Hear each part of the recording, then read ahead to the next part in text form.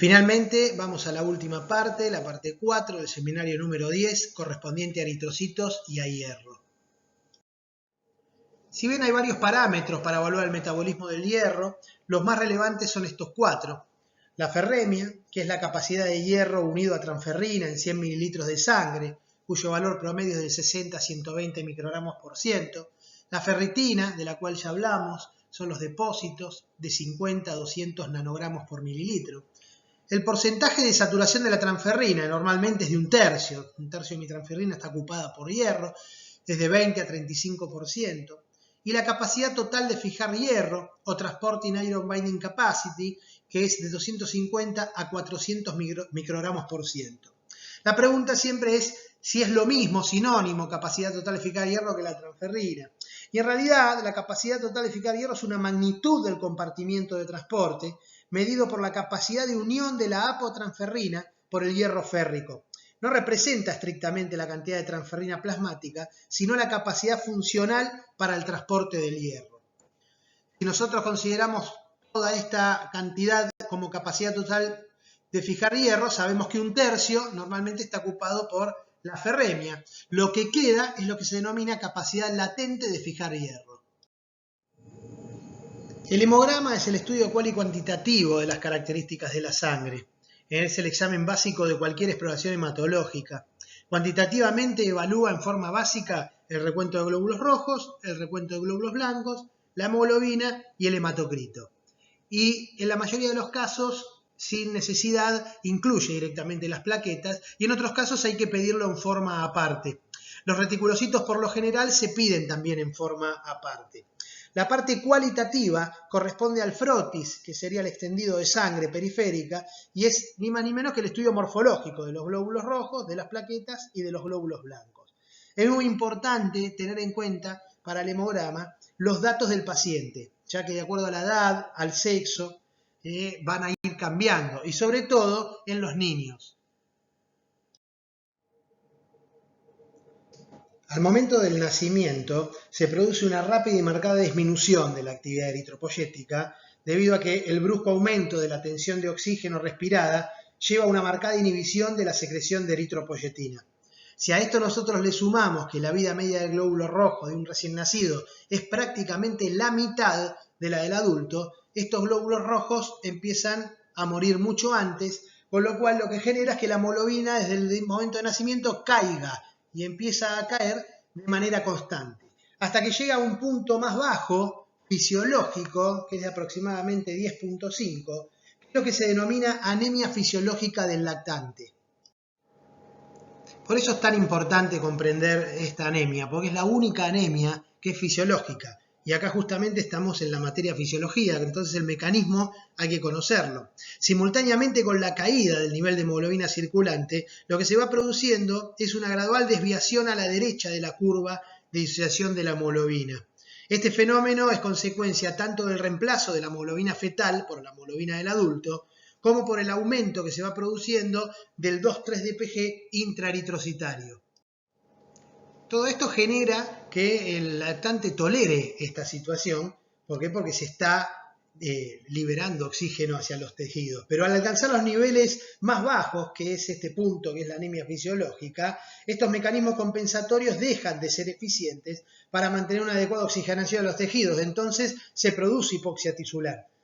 Y la hipoxia tisular lo que termina generando es que estimula la síntesis de eritropoyetina, llevando en consecuencia una reactivación de la eritropoyesis, elevando los valores de hemoglobina hasta los valores finales, que son aproximadamente en la edad de la pubertad.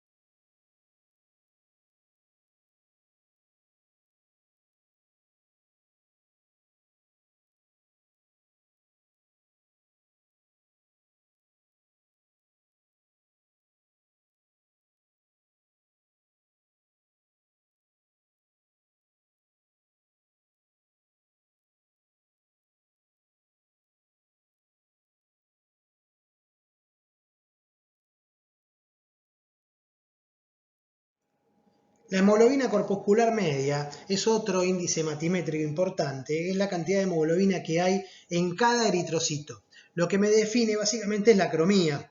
Los valores normales son de 27 a 32 picogramos de hemoglobina y a ellos son los que se denomina normocrómicos, o sea, definen la normocromía. El descenso del contenido de hemoglobina define la hipocromía. En cambio, por el contrario, el aumento del contenido de hemoglobina por glóbulo rojo solo es posible si aumenta el volumen corpuscular medio, o sea, si hay macrocitosis, dado que para un volumen corpuscular medio normal, la cantidad de hemoglobina no puede exceder la de la hemoglobina corpuscular media. Por eso no existe un eritrocito hipercrómico, excepto que cambie la forma, como ocurre en el esferocito, porque ahí es esférico, donde la hemoglobina se distribuye de una manera regular y uniforme, dando el aspecto de hipercromía en un frotis que ahí permite distinguirlo. El déficit de hierro produce una anemia microcítica e hipocrómica. Cuando la hemoglobina llega a su nivel crítico, se denomina concentración crítica de hemoglobina, reacciona con las nucleohistonas, produciendo inactivación cromosómica y condensación nuclear. Entonces, el tamaño de los eritrocitos maduros está relacionado con la tasa de la síntesis de hemoglobina.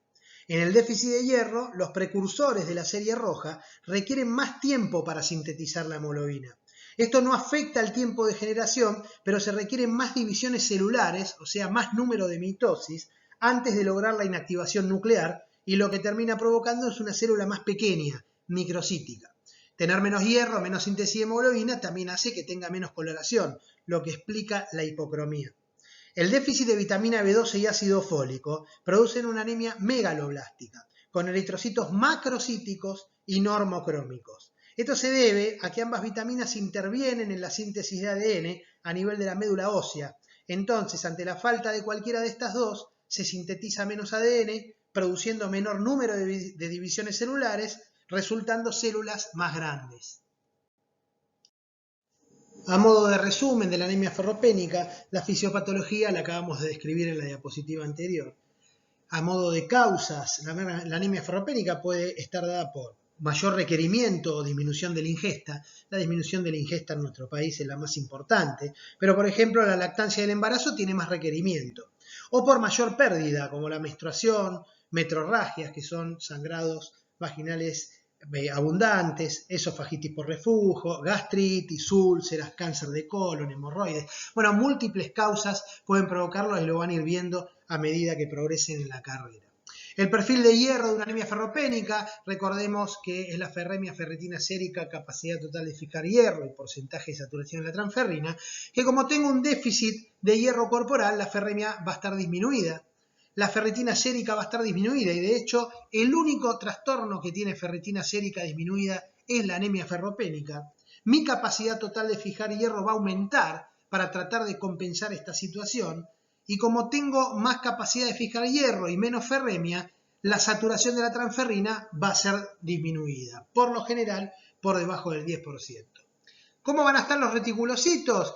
Recordemos que ante una anemia uno sostiene que va a haber hipoxia y ante la hipoxia uno esperaría que se libere eritropoyetina a nivel de las células peritubulares renales y estas actúen a nivel de la médula estimulando la eritropoyesis. Pero en este caso, como yo voy a tener un déficit de hierro, los reticulocitos no van a poder elevarse.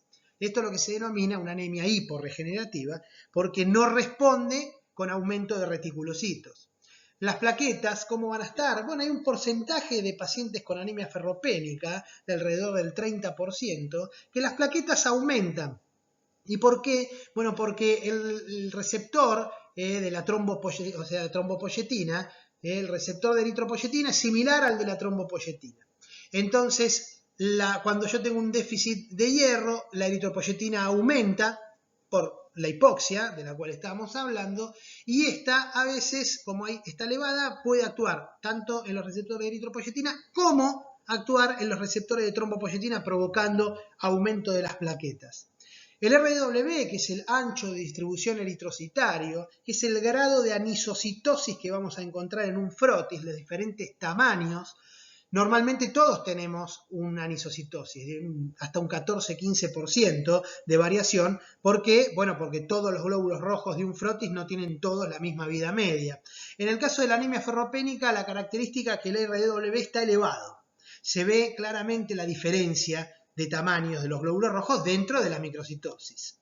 Y por último, como un dato agregado, ¿qué significa PLE? PLE es la protoporfirina libre eritrocitaria, es otro parámetro para el estudio del metabolismo del hierro, que la protoporfirina libre eritrocitaria en el caso de la anemia ferropénica va a estar aumentada. ¿Por qué? Porque como hay poco hierro, el hierro no se va a unir a la protoporfirina para formar el hemo. Recuerden que el hemo es la protoporfirina más el hierro. Entonces, lo que queda libre es la protoporfirina eritrocitaria. Ese es otro parámetro un poco más sofisticado para evaluar la anemia ferropénica.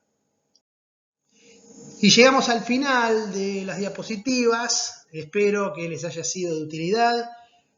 No es tan fácil hacer algo tan esquemático y grabado. Cuando uno está en vivo es mucho mejor, y considero que de a poco, si todos cumplimos con el aislamiento y las normas que circulan, tenemos que ser todos responsables, más aún siendo futuros médicos y médicas. Así que espero en breve que todos estemos en el aula Braun Menéndez compartiendo los seminarios. Gracias.